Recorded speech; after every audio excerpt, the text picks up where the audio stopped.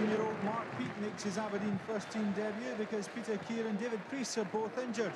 The Dons have got high hopes for the youngster, who a year ago was a member of the Aberdeen side which won the Scottish Youth Cup. Peat is one of 3 changes to Eb Skodal's side. Darren Young and defender Kevin Rutkiewicz, who gets his first start of the season, are the others. Russell Anderson's also injured, while Fergus Tiernan drops to the bench. Plenty of youngsters in show today, and another is Hearts' Graham Weir. The 17-year-old striker will be hoping for better fortune than his last visit to Pittodrie, when he was sent off within minutes of coming on as a substitute. Hearts make 4 changes from the side which lost to Rangers, with Stephen Boyack, Stephen Simmons and Robert Tomaszek all recalled, along with Weir, who will partner Ricardo Fuller in attack. The referee is Mike McCurry.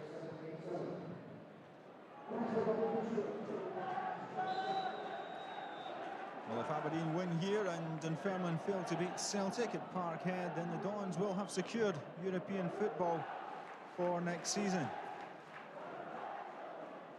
Although, when you look at the record this season, Hearts have had the upper hand from the 3 previous meetings. 2 wins for the Tynecastle club, both at home, and 1 win here at Pittodrie for Aberdeen. Early touch for Mark Peat. Knocking it out there from the back pass from Kevin McNaughton.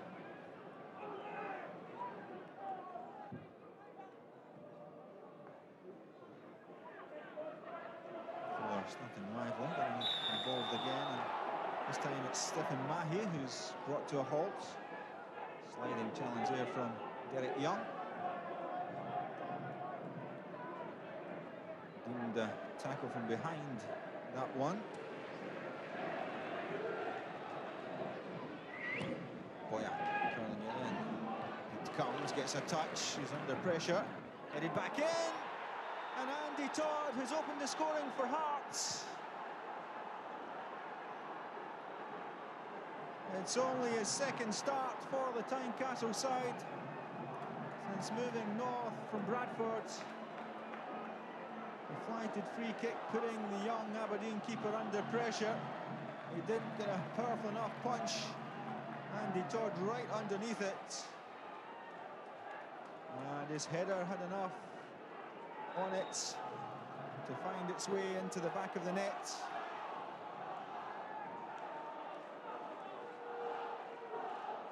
Not the start that Peat was looking for, but it was Andy Todd who took advantage.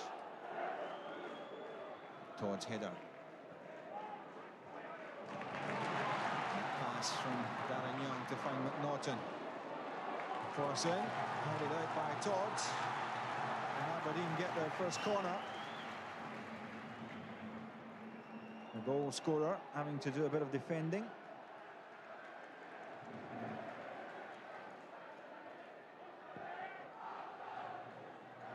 They're hunting in their traditional pack, the Aberdeen players.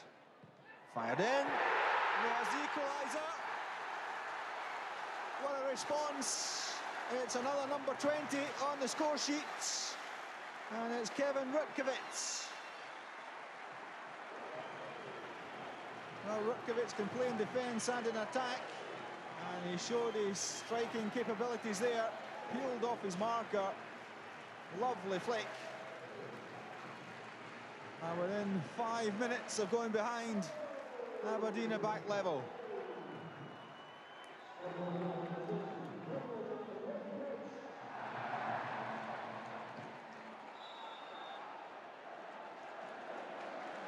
Well, Eb Skodal has certainly brought through the youngsters in his time here at Pittodrie.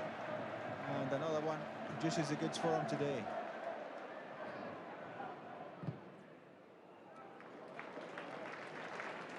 Winters looking for Mackey, tries to test McKenna, cutting it back. Derek Young turning, did well there, still in there challenging Derek Young, helped out by his brother. Now Liam Mikeson, nobody quite knows where it is. Kevin McKenna does eventually in the end.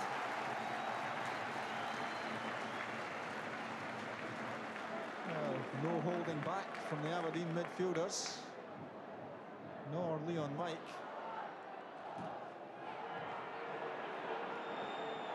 Severin. Oh, Boyack. One or two of the through passes from Hearts, letting them down at the moment. There's Mike. McAllister's pass, looking for Mackey. He does well, gets away from Todds. Still Darren Mackey. Well, he stayed on his feet there.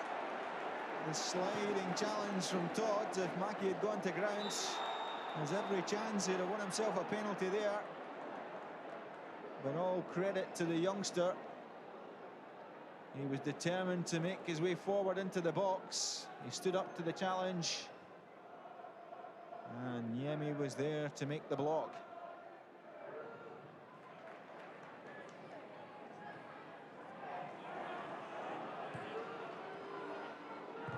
Stephen Mahi curling it in. McAllister taking the touch. Down went Boyack. Half-hearted appeal for a penalty there from the Hearts player. There's a good touch from Mackey, turning away from Todd. Mackey's firing it in and saved by Antoniemi. Had the opportunity to really open up the gap between himself and the defenders and get closer to Niemi. There's Derek Young. McKenna didn't know where it was. And eventually went behind off Leon Mike.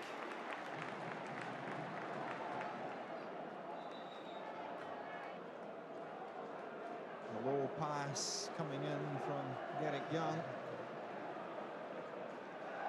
And a little flick there from Leon Mike. Just wide. But there was a better chance earlier on for Darren Mackey. He looked up and thought about the shots. And Antoniemi was up to the task again.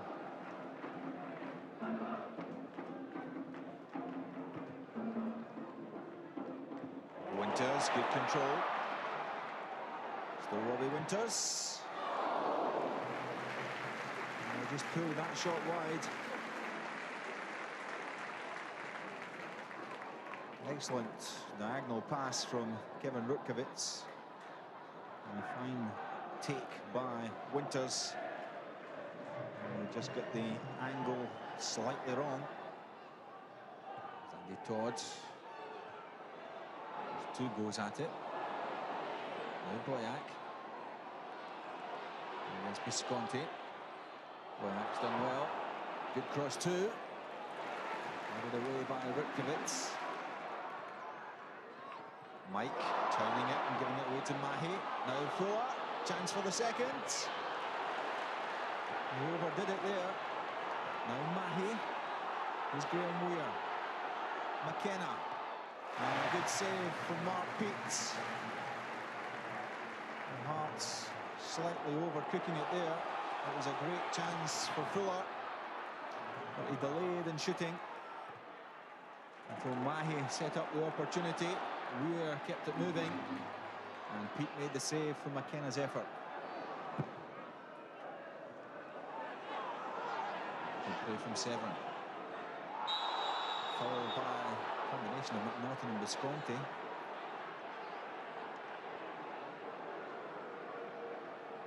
Severin cutting across Visconti, and there was a collision.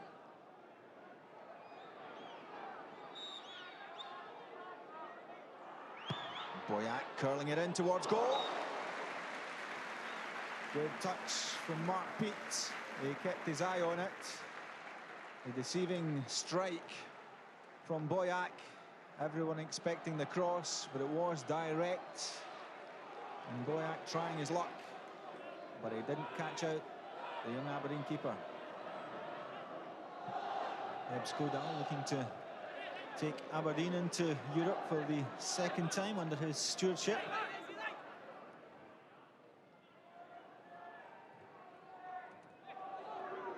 Fuller. Ricardo Fuller. Good save from Mark Peet. Fuller holding off the challenges, creating the opening for the shot.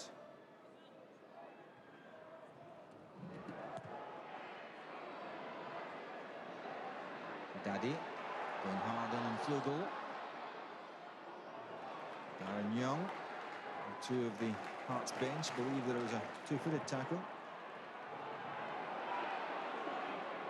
Here's Darren Young looking for McAllister. There's Winters.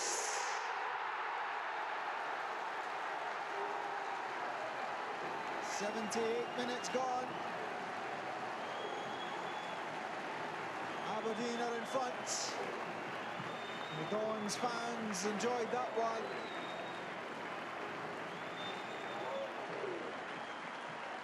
A check of the time for Eb Skodal.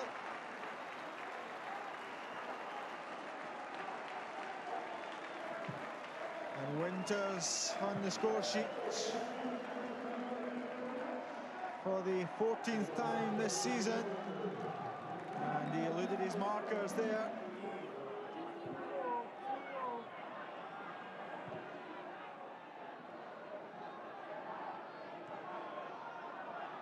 Mahi. Knocked away by Norton. Maki. Robs Andy Todd. Maki may have to do it alone. He has Eugene Daddy there square. And he's given it straight to Andy Webster. Well, that was a chance to tie things up for Aberdeen. That was a real chance for Aberdeen. Mackey getting in there ahead of Andy Todd. Striding through, had to check his run. He saw Daddy, but he couldn't find him with a pass.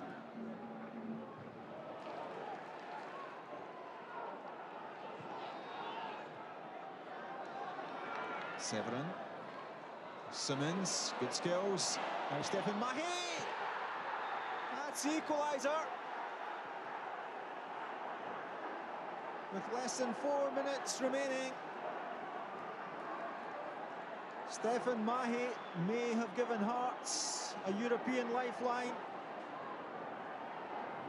Craig Levein asking for more in the last few minutes of play. But Stephen Mahi curling that one away beyond Mark Peat for only his second goal for the Tynecastle club.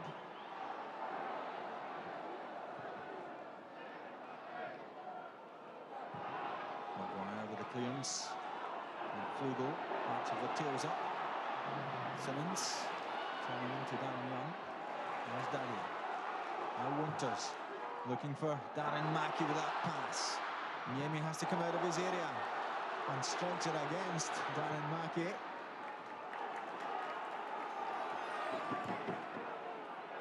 Mackey is certainly putting a power of work. There's Fuller. Knocked away by McNaughton. Pressure still on Aberdeen. Fulton's cross. There's a header. And Kevin McKenna makes it 3-2 to Hearts. What a comeback by the Tynecastle club, enjoyed by their fans who made the trip north. McKenna winning the aerial jump. And McKenna on the score sheet for the 8th time this season. He's been pushed forwards from his defensive duties. And he's come up trumps for Craig Levein.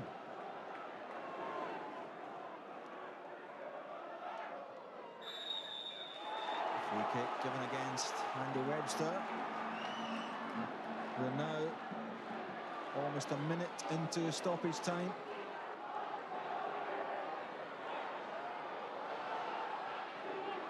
There's a shot from McNaughton.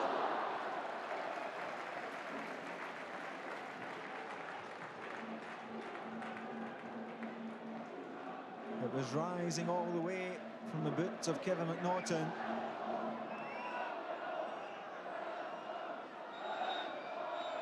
That's full time. Kevin McKenna's goal, giving Hearts the victory by 3 goals to 2. The Tynecastle fans are the happier bunch. Stephen Mahe gets a well-earned hug from Peter Houston and Craig Levein. The Hearts manager no doubt happy to see his side claim the 3 points, although at one stage it looked as though Robbie Winter's goal, which put Aberdeen 2-1 in front, was going to be good enough for the Dons to secure the UEFA Cup spot today. But they've got it all to do next week, as Hearts have over the next 3 games. It keeps up a good run of form for Hearts away from home. 1 defeat in their last 6 matches. It finishes here at Pittodrie. Aberdeen 2, Hearts 3. Tommy, you wouldn't have given too much for Hearts' chances of making European football next season before today, but it's amazing how one result can turn things around. They're still in with a chance. Yeah, I mean, I think, to be fair, Craig Levein and Peter Houston's got to take a lot of credit there, because I think they took it under very difficult circumstances there. And I think they've just worked away. They've had a lot of faith in the young players there, and it looks like they're going to get the reward for that. Let's have a look at some of the key moments in the match, Gordon. And good news and bad news here for Andy Todd, because he scored the first one for Hearts and then was responsible in some way for getting Aberdeen back into it. Well, this is a good header, actually, because he got a lot of power in it, and he got it lofted as well. The keeper has come out, probably thought he did a good job in that respect. Young keeper making his debut. He's got half a punch on it. I felt sorry for Todd. I wouldn't necessarily blame him for this. You know, he is rising there. We don't know whether he got a shout from his He's new to that defence, isn't he? Yeah, his teammates might not have shouted to him to let it go, and there was no danger behind him. So he had to clear it, but this is a good finish. Kevin Rutkiewicz, Tommy, you know anything about him? When he first came into the team, I think he was a striker with Aberdeen, now playing at the back, but he can finish, can't he? Well, he certainly showed a striker's touch there, Rob. I certainly don't know a lot about the boy, but it looks as though he could play in several positions, because that was a first-class finish there. And that was the flock move working again for Aberdeen as they hunted in packs in the penalty box there. Yeah, it's quite clever. I mean, there's so much pushing and pulling goes on in boxes nowadays at set pieces. I think the referee should clamp down on it, to be honest, because there's too much of it. But that's one way of getting around it, is just to actually keep your players on the move. Now, when Robbie Winters scored, Tommy, with 10 minutes to go, and we saw Ebbe Skodal signalling to his players that was exactly how long there was left in the match, they would have reckoned this was the winner. Well, I think in football, Rob, 10 minutes can be a long, long time. And just the same, probably a lot of the Hearts players thought at that time that they were going to lose the game. Great delivery in for Jamie McAllister, and a first-class header there. And Robbie Winters has added to his tally for the season. Yeah, he's well into double figures from midfield. Is he a player who might just interest you from an international point of view, if he keeps up this sort of level of performance? Well, I think there's a whole stack of players. Unfortunately, the manager just can't pick everybody, Rob, but I think over the next few months, I think all the young players, and even the not-so-young players that do well, will get an opportunity to show what they can do. It was interesting at the conclusion of the match, Gordon, how it all went, because Darren Mackey had a chance to set up Aberdeen with a third goal, which presumably would have made the points safe. It wasn't taken, and then the inevitable happened. Yeah, this is also something that we see so often in football. This could have tied it up. 3-1, the game's over. Watch him just take a little check on his stride there. That's the moment when he lost it, and he just took his time. If he'd played it first time, I think he would have played Daddy in, and then we know what happened up the other end of the field. Hearts took advantage of the ball to Simmons there. He's bursting through the box. Mahe's right up the field. I mean, that's pretty far up for a full-back, but it demonstrates the fact that Hearts weren't settling for the defeat anyway. They were going to try and win it, and Mahe gets up and scores. Yeah, that was his right foot, not for the first time this season, which had some people scratching their eyes, I think. And Kevin McKenna, who got the winner for Hearts, Tommy. And while from an Aberdeen viewpoint, you might say, well, we should have had that all tied up. From a Hearts stand, you're delighted, aren't you? Yeah, and Kevin McKenna's another one that that's come in there. And I think he was at Celtic at the early part of last season. We had a look at him, and I think he's went there and done very well. Again, another player that's played in several positions, and he's acclimatised very well. Here's what the Aberdeen manager, Ebbe Skodal, said afterwards. The game is never won until the referee has done the last whistle. So hopefully we were taught a lesson here today that is to keep on playing as well as you can, even if you're up front, to have the ball, keep the ball. Even I think we could have killed the game with the Darren Mackey's run toward their goal when we were up 2-1. But all over, I don't think it was a good football game. Too many stop in the game, and too many wrong failed passes from both teams, I would say. Ebuscora admitting there that it wasn't a game of the highest quality, Gordon, and I think you saw another one today, or parts of another one earlier on today, that it wasn't too hot either. Yeah, watched part of the St Johnstone Dundee game on television. It didn't look too clever. I must say though, that game edited well. Somebody's done a good job on that one, Rob, because it looked a pretty exciting game from the highlights, and there were some excellent goals and a bit of excitement from the fact that Aberdeen were losing, came back, and then Hearts were down 2-1, 10 minutes to go, and came back and won it. So that makes it exciting. But overall, I listened to the radio commentary. Willie Miller was not enamoured with the game, that's for sure. I thought Willie was about to jump out of the stand the way he was talking today. And Craig Levein, the Hearts head coach, was definitely pleased with his substitutions. I had a lot of tough decisions to make. I left Stevie Fulton out and I left Thomas Vogel out. Not for any particular reason other than I felt that, if I'd started with those two and Robert Tomaszek and Ricardo Fuller, we're looking at four guys who've been the centre of a bit of the news recently. And they decided to go with the younger lads, Simmons and Severn, in the middle of the park, and I think they acquitted themselves very well. And it's always great to have somebody of the quality of Stevie Fulton.